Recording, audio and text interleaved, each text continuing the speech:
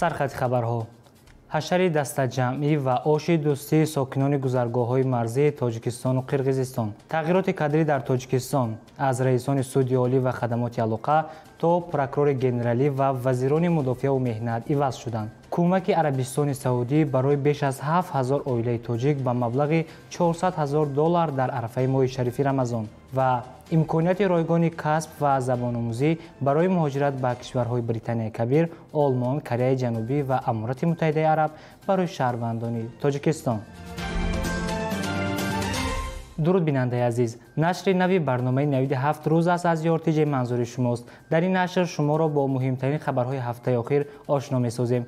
با شما هستم مهدی سید از دوشنبه.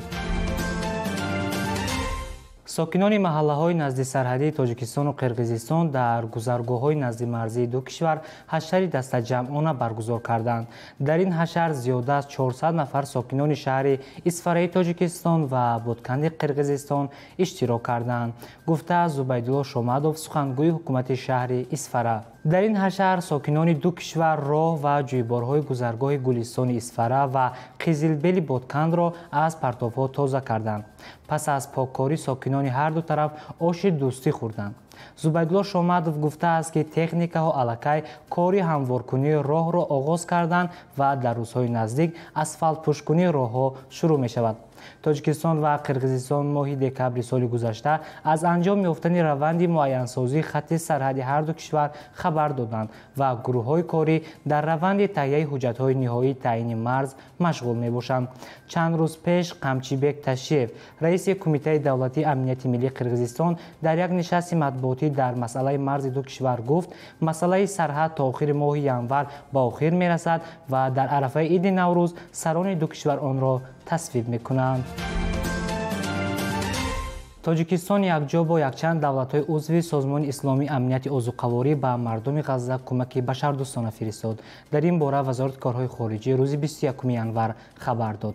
تاجیکستان، قزاقستان، آذربایجان و بنگلادش در دایره اقدام بشردوستانه یکچند دولت‌های عضو سازمان اسلامی امنیت عضوقواری در همکاری با تشکیلات خیریوی پادشاهی هاشمی اردن به مردم غزه 200 تن آرد اعلی‌صفت گندم فرستادند. گفته می شود قربانی کمک بشردوستانه دوام 2 روز به گذرگاه سرحدی کرم ابوسلام می رسد. این کمک در هماهنگی با برنامه جهانی آذوقه سازمان ملل متحد و دیگر نهادهای سازمان ملل تقریباً به 8000 خانواده در تأمین کمبودی غذا مساعدت خواهد کرد، می نویسد منبع.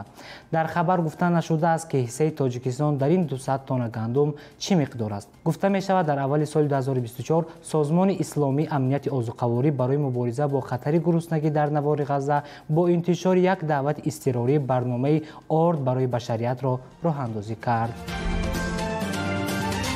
مهاجرت به کشورهای پیشرفته بخصوص اروپا و کره جنوبی از کارگر زباندانی و ملکه کاری طلب می‌کند.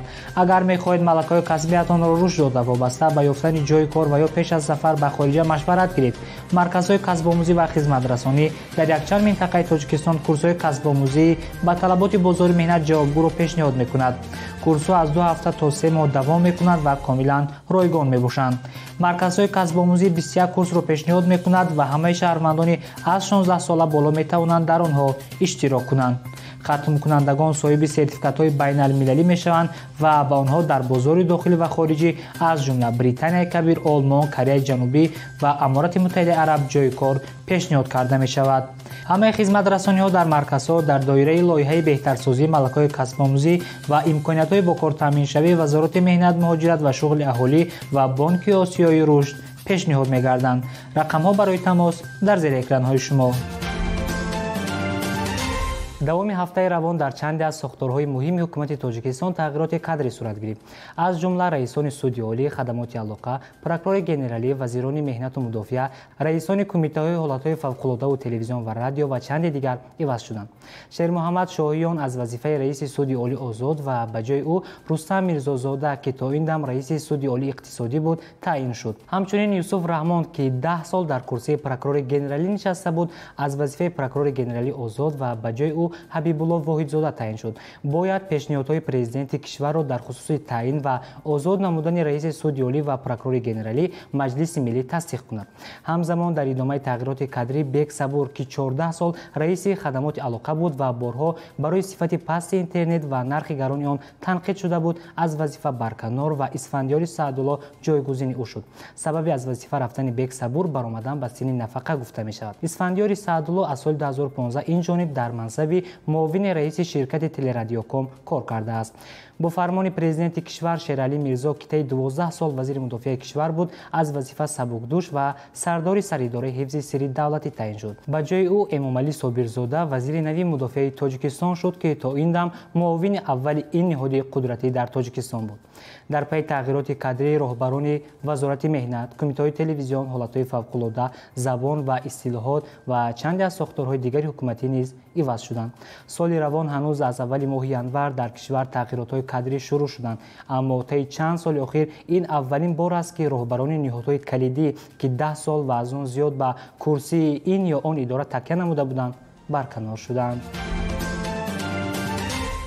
арабистони саудӣ дар арафаи моҳи шарифи рамазон ба маблағи $400,000 барои Тоҷикистон кӯмакҳои башардӯстона ироа мекунад. дар ин хусус сафорати арабистони саудӣ дар душанбе дар як нишаст рӯзи 18 январ эълон кард. кӯмакҳои моддӣ барои беш аз 7000 оилаи камбизоат пешбинӣ шудааст. ҳар як бастаи кӯмакҳои башардӯстона наздики 70 килограмм буда аз орду равган ва дигар маҳсулоти ниёзи аввалия иборат аст. дар умум ин кӯмакҳо 490 тоннаро ташкил медиҳанд. кӯмак аз ҷониби маркази имдод ва корҳои башардӯстонаи Шоҳ Салмон тариқи ҷамъияти ҳилоли аҳмари Тоҷикистон тақсим карда мешавад. тибқи иттилои расмӣ ҳоло 21% аҳолии Тоҷикистон камбизоат ҳастанд ки беш аз 2 миллион нафарро ташкил медиҳад.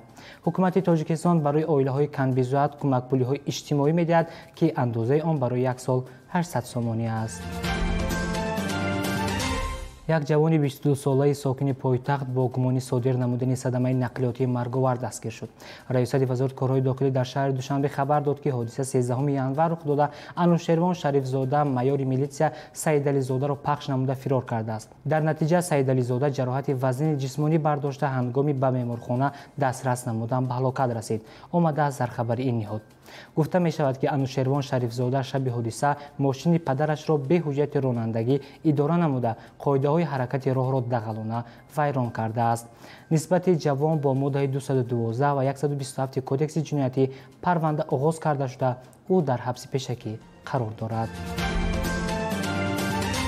бинандаи азиз, ин барномаи навиди 7 рӯз буд. бо мо бошед ва дар саҳифаҳои мо дар шабакаҳои иҷтимоӣ обуна шавед. хайр.